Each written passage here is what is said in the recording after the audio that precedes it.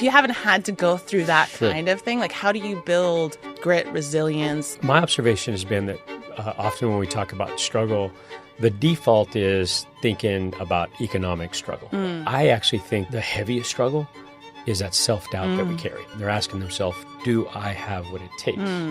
The kryptonite to that is the power of actually seeing someone and knowing someone, right? Tell me a little bit about your narrative around hope. My greatest hope will turn 97 in January, my mother. She still to this day tells me, mijo, if we don't suffer, we don't learn. You know, in Spanish, the word for hope is esperanza. And so she is my esperanza.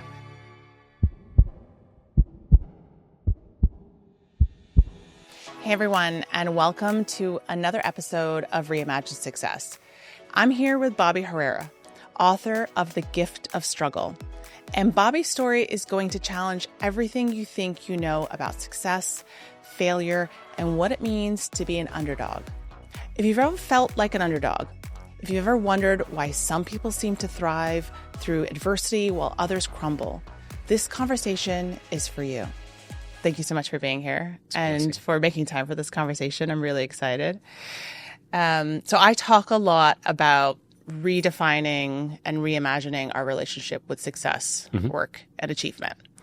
And my hypothesis is that the world has an unhealthy relationship with work, success, and achievement. And often there's these myths that like underscore that relationship. And one of them is that like hard work is the path to success. That all you have to do is put your head down and work hard. And if you're willing to sacrifice everything with that work ethic, that you're going to be successful. And that's a struggle, right? And you talk about struggle and how struggle has led you to your success.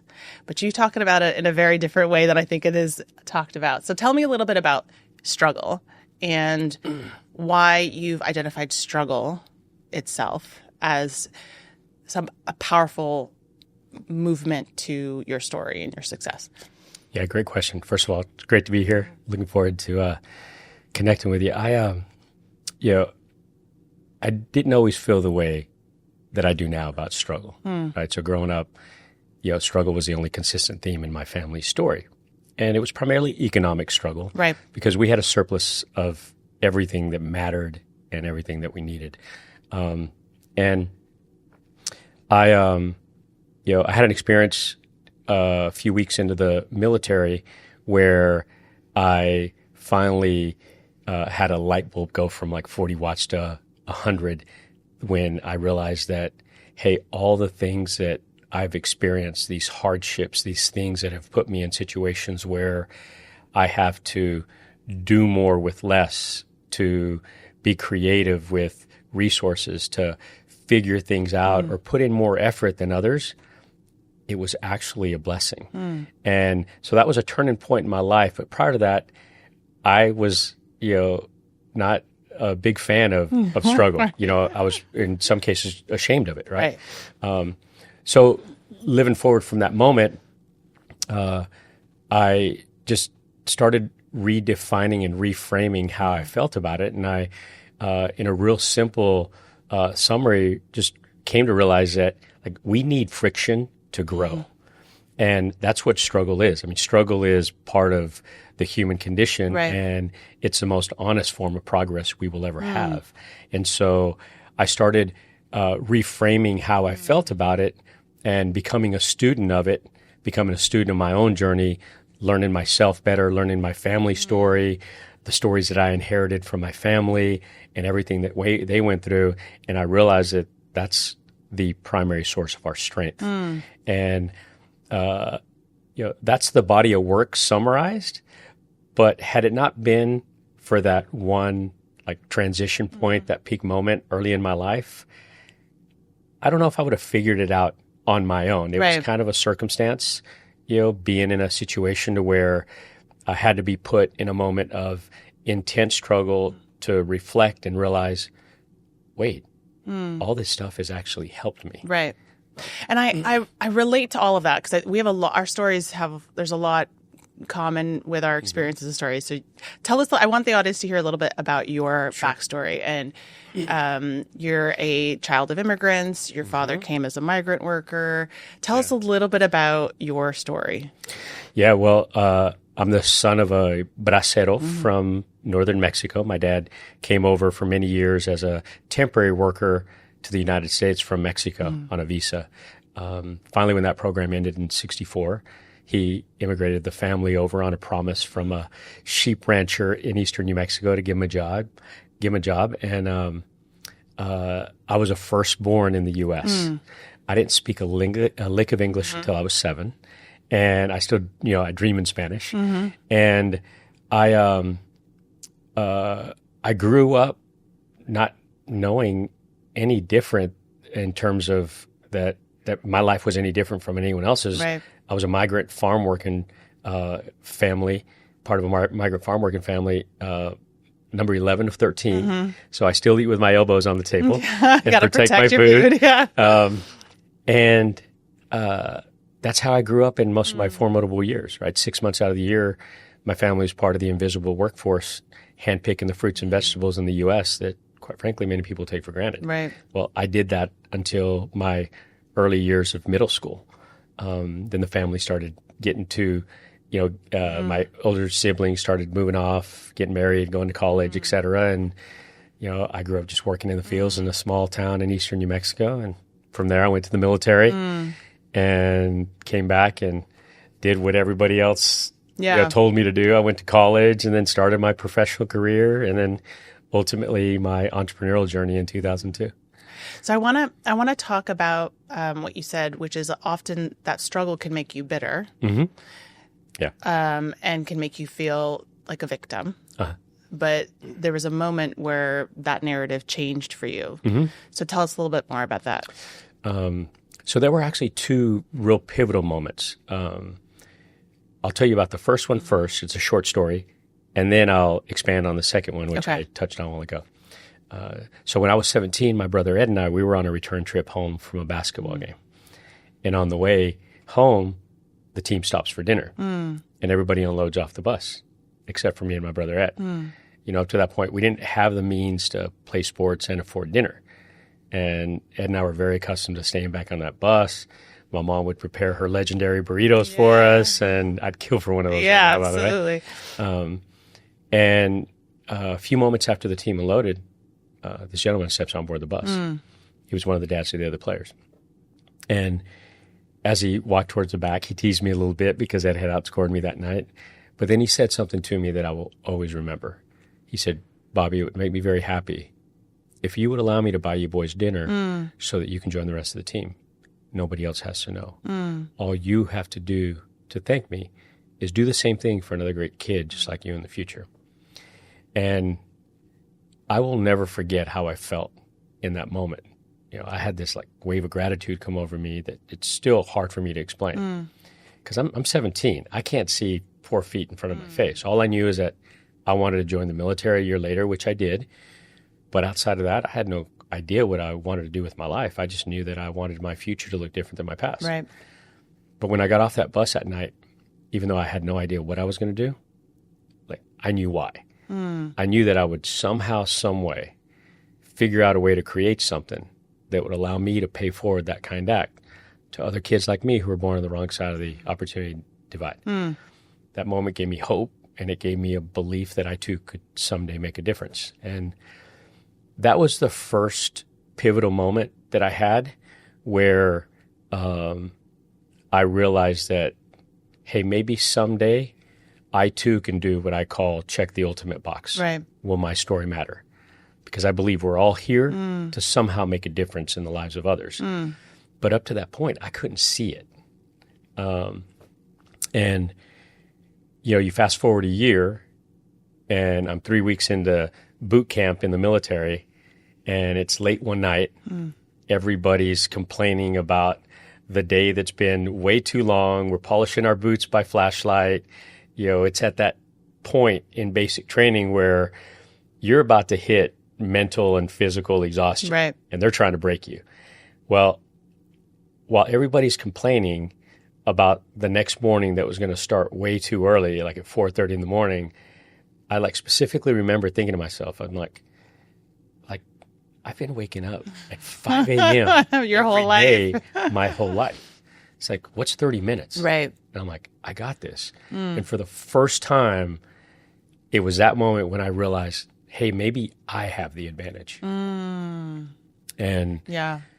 I share both of those because that first moment gave me a sense of purpose and a belief of the difference that I wanted to make. And the second one gave me clarity in terms of the source of strength that I could continue to pull from. Yeah, Right? that's such like so powerful and so eloquently articulated. Because I think like as children of immigrants, a child of an immigrant, my parents fled war, came to the United States. I would look at my peers and undoubtedly I was like, I can outwork you. With my eyes closed. In your sleep. In my sleep. I can outwork you and I will outprepare you and I will outstudy you for two reasons. One, because you said it. You have to. There's like you have a disadvantage, so you have to work harder to make up that you're starting the race farther behind. But you're just also conditioned to work harder. I think that, one of the things that I've struggled with and that I wanted to ask you about, because we often glamorize hard work. We valorize it. We glamorize it. We make it seem like the ultimate ticket to success. But often that's also what creates this unhealthy relationship with work. Right. How do we encourage hard work, have this relationship with work, see the upside of it so it doesn't make us bitter, but not glamorize it and valorize it, because it isn't glamorous. Like it isn't always glamorous. It's it's hard and it can break people. So like, how do we find that fine line? Like, how have you found that fine line? Because when I think about your dad and you working in the fields with that invisible labor, my parents, so many immigrant families, so many people who just work to put food on the table, they're not working hard because they enjoy it. They're working hard because they're doing it to survive. Right. But there's a point for a lot of business professionals, and I think immigrants especially, where you go from working to have to survive to working because you've just conditioned yourself to work. Right. And then because you've conditioned yourself so hard that way, your operating system is so built that way that you don't even know how to rest. And so one of the things that had me question it all, and I was living on the same mantras that you described, which is like friction creates growth. That's how diamonds are created, right? Sure. That's how muscles build. You have to break it down to build it up. We've heard all of these like trite phrases. Overused metaphors. But then I realized like your brain and your body grows the most when you're sleeping. Yeah. When you're at rest. And I've struggled with knowing how to rest, because I've conditioned myself how to work. And so I'm asking you, like, I'm almost like desperate for an answer, Bobby. Like, tell me about how you've navigated, when you're so wired to work. How do you find ways to rest? How do you negotiate that drive to work? Especially when it's been your competitive advantage. Yeah, it's a great question. Now, as I reflect, I feel like I think we all go through these chapters and these stages, right? And you have the build and you do all the necessary things. Whether you're starting a business, right? You're going through those early stage life cycles where you're a Swiss Army knife and you have to do everything, right? So, putting those inevitable stages aside where you're building and stuff, I've always been a big advocate, even though I've had a great work ethic and I had all this reframing of struggle and turning it into a gift, et cetera. I've also always been a strong advocate of figuring out how to do less, but better. And so throughout, my professional career and specifically my entrepreneurial journey, I started my company in 2002. And on September 9th, we'll be 23. Congratulations. Far from figuring it out, right? Nobody has it figured out at 23 as humans. That goes the same for companies, right? And but I've always encouraged those that I lead and my life and modeling, hey, how can we figure out how to do less but better? In other words, here's a metaphor that I use. I'll often ask people, it's like, what does the term CEO stand for? We're taught that it means Chief Executive Officer. Yeah. Right? Fancy book term, right? Well, I always encourage my leaders and people that I interact with to replace the executive with Chief Encouragement Officer and Chief Editing Officer. And I think those are two of the most important roles that I've played, and modeling that like my job is to encourage people to do what matters, to do what brings them joy, to do what brings them fulfillment, because that keeps our energy level high, and edit out the things that aren't as important. Right? And so I've learned to model that over my tenure, but being an advocate of having the hard work, but doing less but better, focusing on the stuff that matters. I just think a lot of people struggle with saying no. Right, of course. And I finally came to the conclusion that no's not a 4-letter word. Right? It's actually the kind truth, and it's a form of setting healthy boundaries. And I think that's where most people struggle in setting those healthy boundaries. When someone asks you to do something, just being able to politely decline and then telling them, but here's what I can do. Right. I think that's where a big source of friction is when people overwork themselves because they don't have the internal courage to say no. 100%. Yeah, I think that is a lot of people are, for two reasons, I think, trying to people please, right? And they get a lot of their self-efficacy from others. And then secondly, I've also, through my coaching and working with people on burnout and exhaustion, is that when you define yourself predominantly by your work and your achievements, it's hard to set boundaries around the thing that it has become you. Exactly. Because so tell me a little bit, like how would you have defined success at some point in your youth? I don't know if it's when you came out of the Army or you started how would you have defined it then? And has that definition, I'm assuming, evolved? How would you define it today? Well, I was very fortunate that, my dad, I often say he was this humble, peasant of a Mexican man. He just had this wisdom to him. He was a magnificent storyteller. And there was those times when we were growing up and he would sense that I would, start feeling ashamed about how much less we had than everybody else. And he would always remind me the difference between being rich and being wealthy. And he would always say to me, in Spanish, he'd say, he'd call me mijo. He'd say, mijo, being rich is about pursuing all those things that you don't have. Being wealthy is about appreciating all those things that you do. And so he beat that into my head for so long as a kid.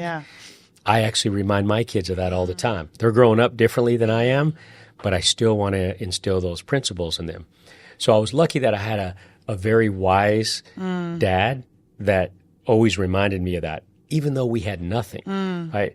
So when I graduated from college after my stint in the military, of course I was ambitious. Of course I was hungry to go out and, make a living and make money and so forth. But I had his voice just echoing in my mind always, right?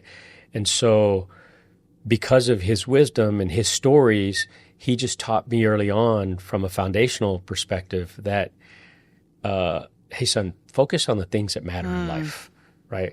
Focus on the family. It was just such a cultural pillar of growing up in a big Mexican family that the family was everything, right? I even instilled a unapologetic principle in my own company that team one's greater than team two, right? And so that principle has been embedded in my company from day one. And, I also teach people that one can't suffer at the expense of the other. And what is team one and what is team two? Team one is my word for family. Team two is my word for work, right? So we have two teams, right? But team one is greater than team two. Always, right? So just don't let them suffer at the expense of the other, right? Communicate, over-communicate. Right. Good teams cover for each other, right? So I expanded maybe a bit more than you were looking for, but I wanted to give you some context to what I was just very lucky that my dad gave that to me. Yeah. Now, of course, I was hungry and I wanted to, build a business and make money and stuff.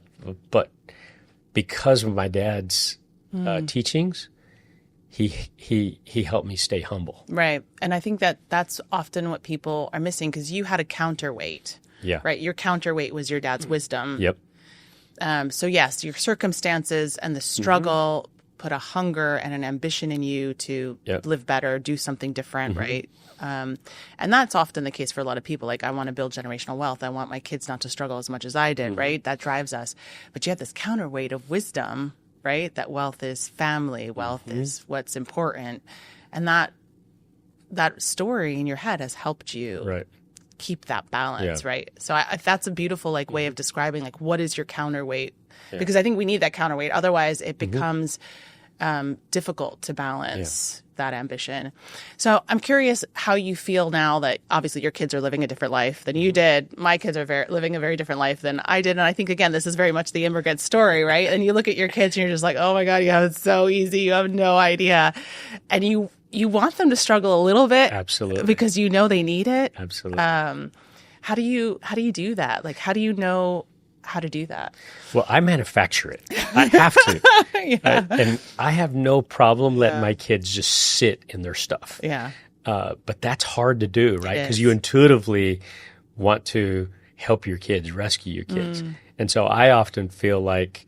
so give us an example. I'm sure there's people how do I manufacture struggle? So I'll give you an example. Right? I'll give you a real simple one, and then I'll give you maybe a more one that I do intentionally, right? So a real simple one, if my kids, my oldest son, he's a wrestler, and he's wired like me. He's an organizational nightmare, right? So dad gave him that gift. He's he goes to school and he forgets his wrestling shoes. Guess what? He's wrestling in socks. Yeah. That day. I am not going to rescue him. Yeah. Because I want him to experience that feeling. And guess what? He doesn't forget anymore. Right. His shoes. Right. And so I think we have to understand that, it's hard, but it's also necessary. Right. Right.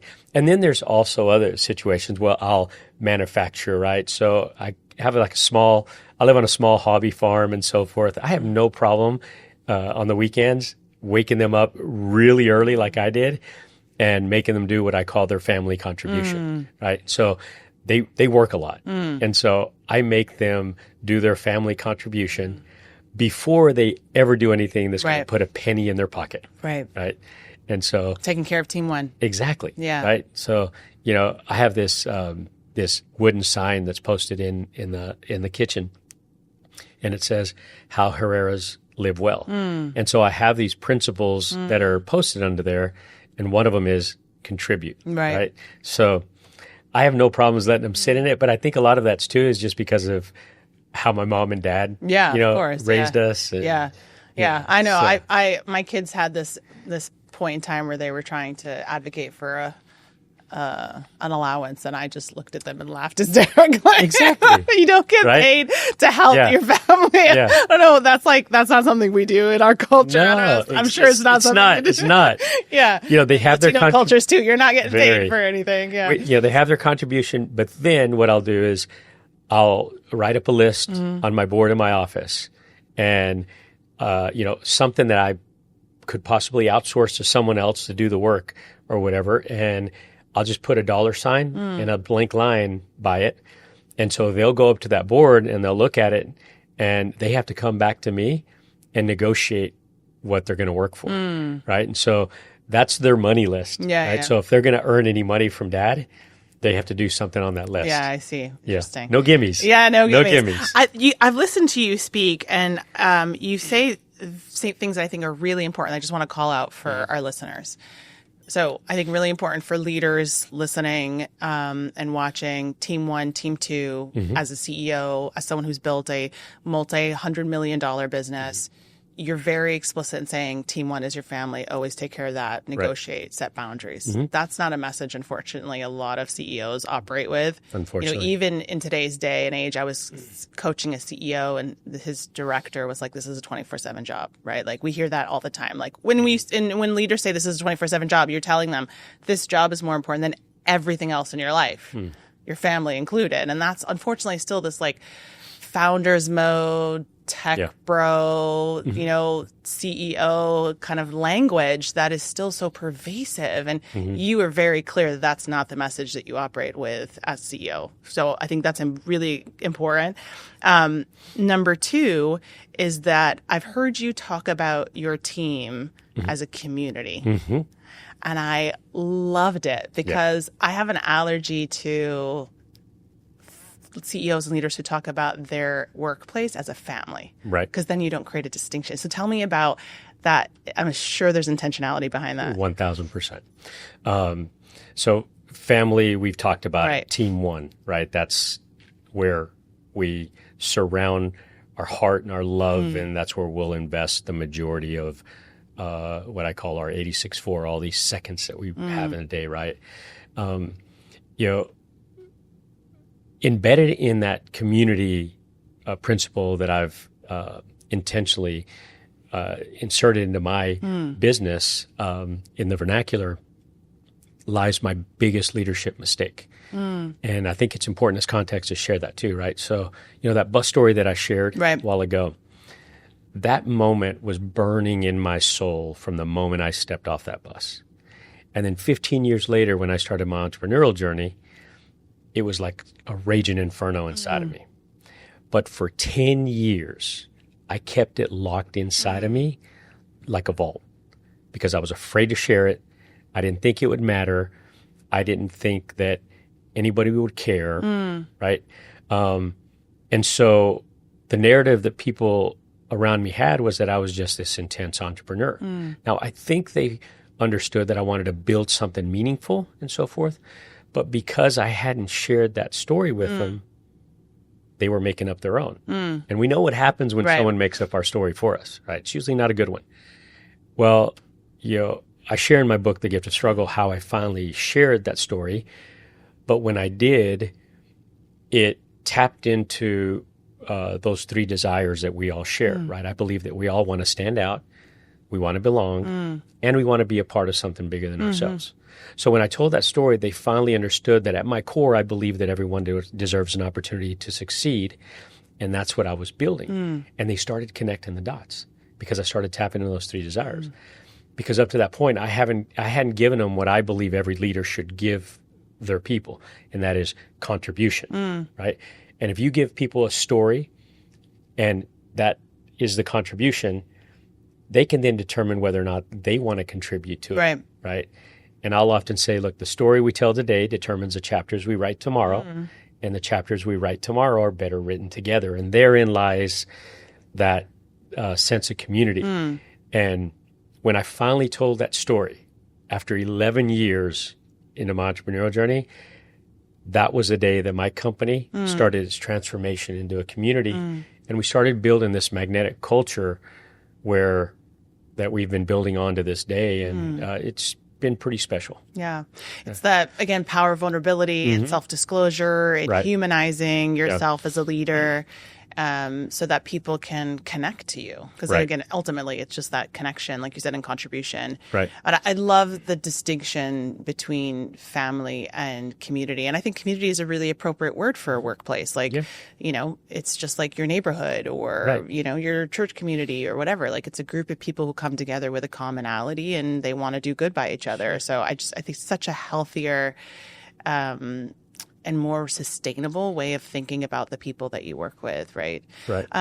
So I'm curious how you feel about struggle in the context of like building resilience today. So you're manufacturing it for your kids. You're trying to create these circumstances for them to struggle a bit. There's a lot. I don't think the world is short of struggle. It's a different kind of struggle.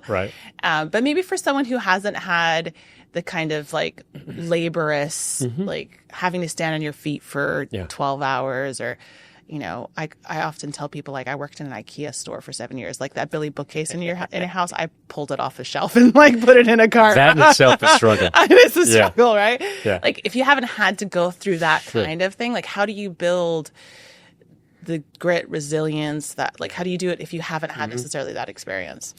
My observation has been that often when we talk about struggle, the default is thinking about economic struggle, right? However, there's so many more different forms of struggle, right? I mean, if you look around these days, you have mental health, you have like illnesses. There's no shortage of struggles, right? There's breakups in families, the impact that has on kids. I mean, I experience that. It's like there's so much struggle. I actually think that the most the heaviest struggle is that self-doubt that we carry, right? And I feel like a lot of people carry an immense weight of self-doubt, and they have this narrative that plays that fuels that self-doubt, right? They don't know how to let go of those thoughts that don't serve them, right? So I feel like that's often my observation, the biggest struggle that people have, right? And they're asking themselves, do I have what it takes? And, to counter that, I think the kryptonite to that, I feel, is the power of actually seeing someone and knowing someone, right? Because, people have often asked me, like, Bobby, why'd that moment on the bus have such a profound impact on you? And I'll always tell them, I'm one kind act away from not telling you a story, right? My grandmother had been orphaned on the streets in Mexico as a little girl. We don't know why, but two strangers, they took her in, and they saw her, and they took her, and they raised her as their own. And then my dad and his journey, right? He came over to the U.S. on a promise because someone saw him, right? Well, that man that came on board the bus that night, there's a backstory that's I think important. He was a real successful businessman in the community. And at that point in my life, the narrative that I told myself was that, hey, people like him, they don't see poor brown kids like me. But with one kind act, not only did he teach me that I was wrong, but he taught me that seeing someone and recognizing someone's potential is one of the most important leadership attributes that we could ever have. Right. That was the first time in my life that I felt seen, and it changed everything for me. It's so powerful. It's so true. You never know how that one simple act, because like you said, like you seem relative, like someone bought you supper, right? Someone bought you dinner. It's like in the grand scheme of he bought me gestures. A cheeseburger. Gestures, right? Like it could seem relatively small, but it was so big for you because you had, for the very first time, felt seen. And so, and like your grandmother, I think that's just another example. Like it's just, that's a very big act, obviously, but still it's one kind act that's led from another kind act that's led to another kind act that's led you to where you are. So it's can have a really profound impact. It's amazing. Yeah. And I want to, I think embedded in your question, there's something that I want to also point out is, I think you'd have to be crazy to want to struggle, right? Like, I don't go around saying, yeah, I love struggle. I'm a student of struggle, right? Yeah. But I also think you'd have to be crazier to think that it's not going to happen, right? It's part of the human condition, right? So, I manufacture it for my kids, but, even my kids, like, they have their own individual, self-doubt struggles, right? And so, when I say goodnight to them, when they're with me, I say goodnight to them. And one of the last things I say, the last two things I say to them is, you have what it takes, and I'm proud to be your dad. Those are the last two things that I say, after I love you. Right.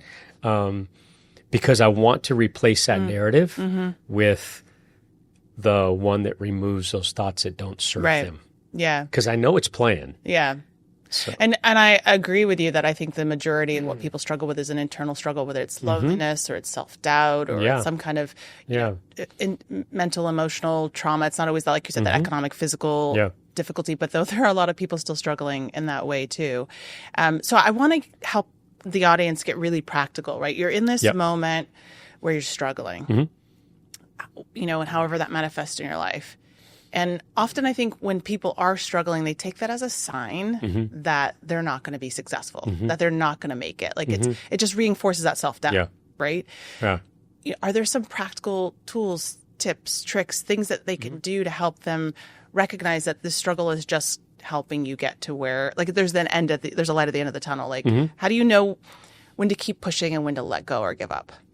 Yeah. It's always a fine line, right? I'm trying to think of a good example that the listeners can touch. I'll give you a simple exercise that I've done with some business leaders at times, right? Because sometimes them buying into the whole concept of struggle and everything, and friction and healthy conflict and so forth, people want harmony, right? People want, that security and that steadiness. But if you want growth, you have to get through those obstacles, right?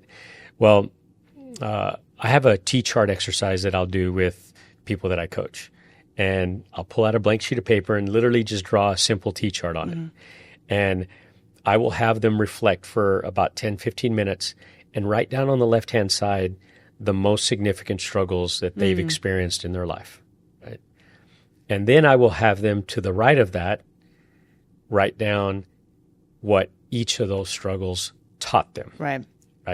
And, I'm sharing that as context because often when we're in the struggle, right, we're asking ourselves, can I get through this? Well, I actually think that the error that we make is we don't reflect and draw from those sources of strength and those lessons that we've already had, right? So over the years, as I've reframed struggle, and if I'm in a current struggle, and which there always is in business, I'm constantly reflecting on, okay, where have we experienced this before? What did we do? What did we do well? What do we do? What is different now? What's our current situation? How big is the gap from where we are and where we want to go? And when you start putting all that stuff together, you can ask yourself questions that'll give you insight into direction where you need to go. Does that Absolutely, resonate? yeah, it makes sense. Yeah. I'm curious though, like in your experience with struggle and difficulty, there's this kind of mantra, again, very overused, but like big risk, big reward, little risk, does the struggle have to be like significant, monumental, like with all the coaching and the individuals that you done? Because in your case, it was, you had a lot of struggle in a lot of different ways, but some of the biggest lessons were through these small acts. Yeah. Does it have to be massive? Do you have to lose a business or go bankrupt or go through a divorce? Because that's something else that I'm hoping that people can learn from is like, don't wait for that massive disruption in your life. You don't need to wait to get, God forbid something horrible happen to wake up and to learn. Right. Like, how do you learn from the little struggles so that you're not having to have a massive wake up call from something significant that happens in your life? Like, welcome to humanity, right? That's a big question. I mean, I know I personally was a hard way learner. I mean, growing up as number 11, I thought that my mission in life was to try to figure out something that my parents hadn't seen from the previous 10. That's hard to do when you're number 11, right? So I was a risk taker, and I was a pretty fearless, mischievous boy. But as I, got out of that, specifically in my entrepreneurial journey, what I started really appreciating was some of the lessons that I learned in the military was like, hey, slow is fast, take small steps, fire some rounds before you fire the big artillery. And so, I really calibrated my life after my experience in the military, because up to that point, I was just that adrenaline, hard to keep safe boy. But then after I got some good coaching, and so those are the lessons that I've tried to instill in others as you're going through struggle. Like, look, we're talking a little bit more about the solution right now when you're doing something, but putting in practices of reflection, and figuring out how you allocate time to the most important one, right? As a healthy me, as a better leader, et cetera. I just think that's where the magic comes in, where people unintentionally don't create the margin for those moments of self-study. Yeah. I think it's some important things to like accept in our, like you said, human experiment and existence is that you're going to struggle. There's no such thing as struggle, like a life without it. Right. How do you learn from the little struggles, right? So that you can take measured risk. And just because you're struggling, it's not a sign that you're not meant to do something or be somewhere or whatever the case may be. I think those are really important lessons. I want to talk a little bit about like how it changed you, and you in the story with the man on the bus, you actually went back to him. Tell us a little bit about that. So when about 4 years after I finally shared that story with my company.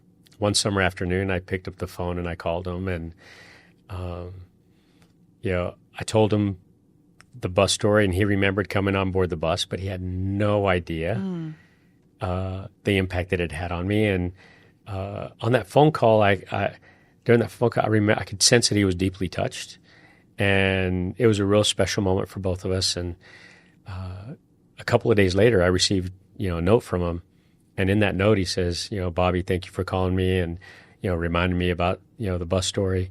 He goes, I don't mind sharing with you the many tears that I shed during and after that call. You made me feel like your life had mattered, like my life had mattered. And I remember thinking to myself, I said, here this man gives me purpose and makes me feel seen, and he's telling me that I made him feel like his life had mattered. And that was a full circle moment for me. So, about 5 years later, when during the release of my book, The Gift of Struggle, I had a big speaking engagement in Detroit, and unbeknownst to anyone, I didn't tell anyone. I'd reached out to him, and I flew him and his wife Nancy out, and I did my storytelling gig, and at the end, I brought him back up on stage, and I brought him up on stage, and I introduced him, and he got a raving standing ovation. But earlier that day, I did something that I'd been waiting 33 years to do. I bought him a meal, my brother and I. It was a heck of a lot better than the cheeseburgers he bought me. Yeah. But, had some interest, and he deserved it. Yeah. And that was a real special day. That's amazing. Yeah. It's such an amazing story. I just saw him recently. I talked to him a couple of times a year. I did a speaking engagement in New Mexico where he still lives, and he came and to the event and listened. And so I shared him with everybody, and his family and his wife have told me how meaningful that's been for him, which is a little hard for me to comprehend because of the impact that it had on me. But I think there's a real good lesson in there that his name is Harry, last name is Teague. Everybody has a Harry Teague, someone in your life that's made you feel seen, that mirrored that potential that you desperately wanted to see in yourself. That's who he was for me. And I believe we all have that person in our life. So I always encourage people, call the Harry in your life.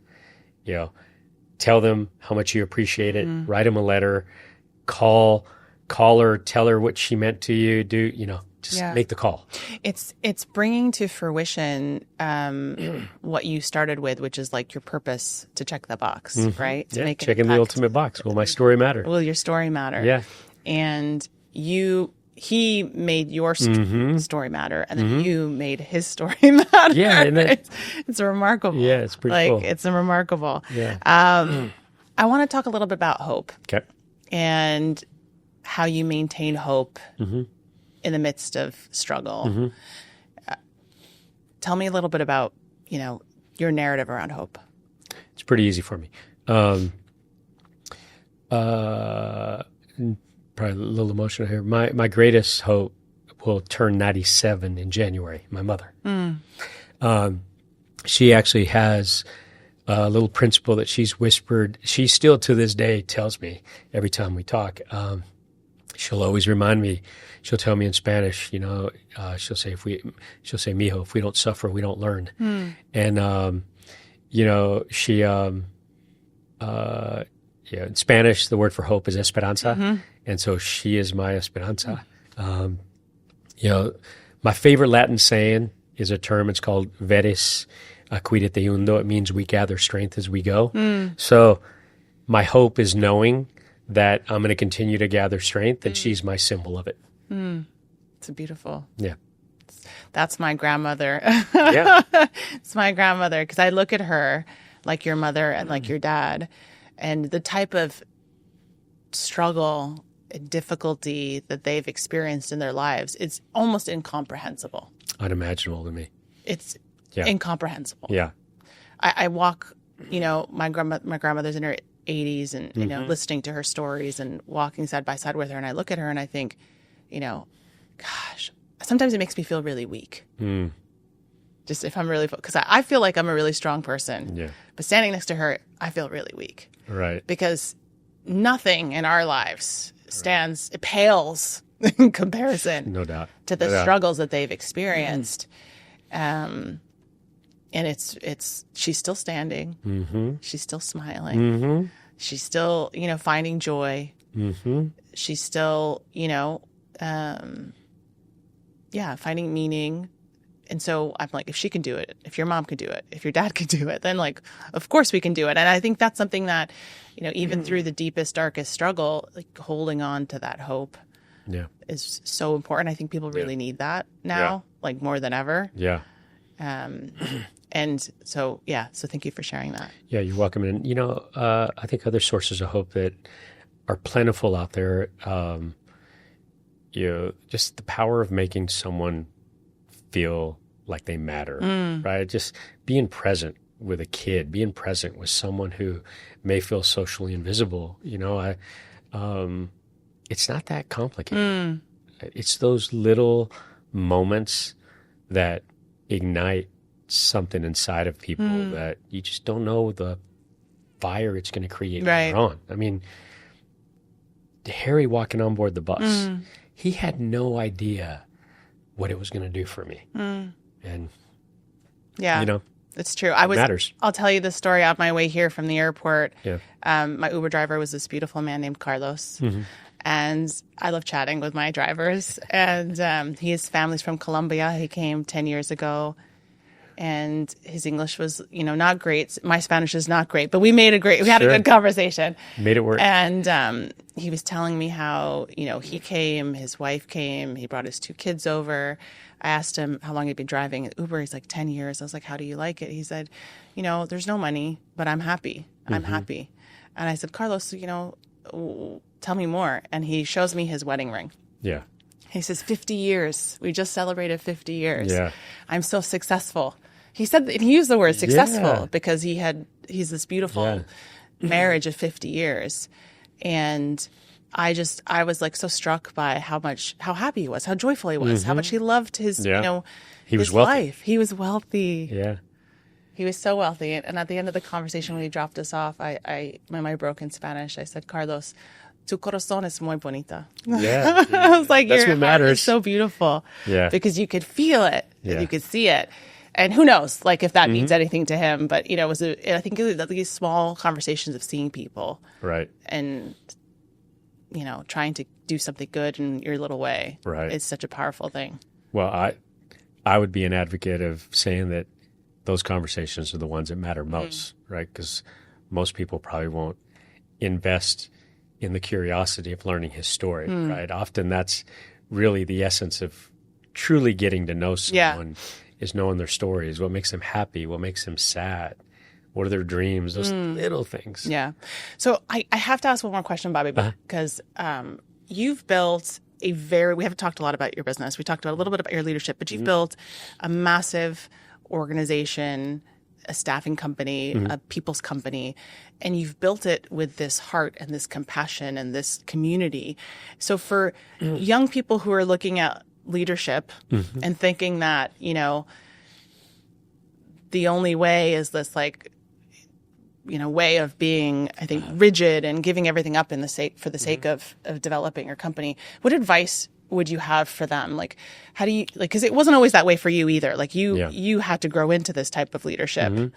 What advice would you have for them as they kind of think about business and leadership? And I think I would offer encouragement versus advice, because I know when I was young, I probably wouldn't listen to my own self. But, I think the encouragement I would offer is to be reflective around 3 core questions as they begin their professional journey.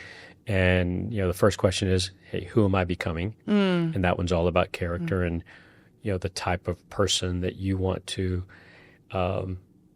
be around the people that matter most in your life. Am I giving more than I'm taking? That one's about purpose.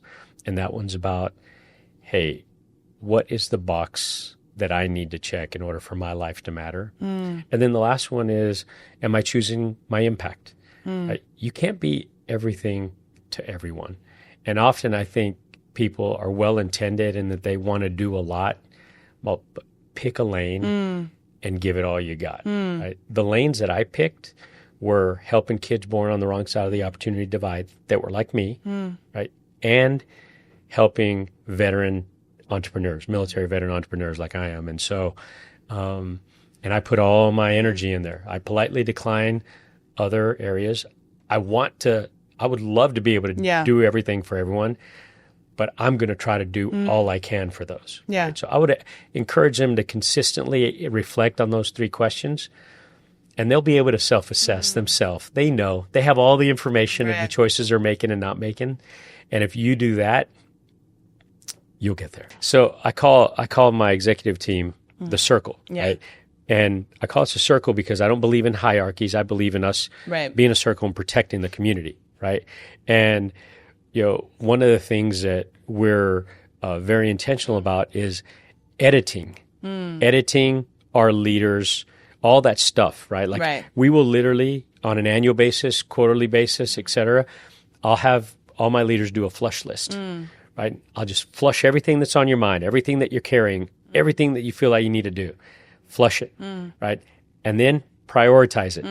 And then figure out which parts of that are most important to the one thing that I say is most important for everybody, right? I roll out an annual rally cry, and that's the most important thing. Everything else gets pushed off to the side. And that actually liberates people because they're saying, oh, I just need to focus on this stuff, right? Yeah, there's some standard stuff that you have to do, but you also have to edit people's work so that they then have permission. And I think the more you do that, 100%, the more people will say, oh, it's safe to say no. And as a leader, you have to create that safety. Yes. It's not just going to happen. They have to see you lead from the front and asking, why are you doing this? This doesn't matter with this. It's like, hey, it's okay to let that go. Right. Yeah. 100%. I love the editing too. It's like, it's just a different way of thinking about like, prioritization, what's important, and, focusing on what matters. Yeah. But yeah, I know CEOs of major organizations who struggle to say no to a board, right? Remember, or to say, I can't come because it's, or whatever the case may be, because the environment is so established to be, has to be an all in. This has to be the most important thing that you do.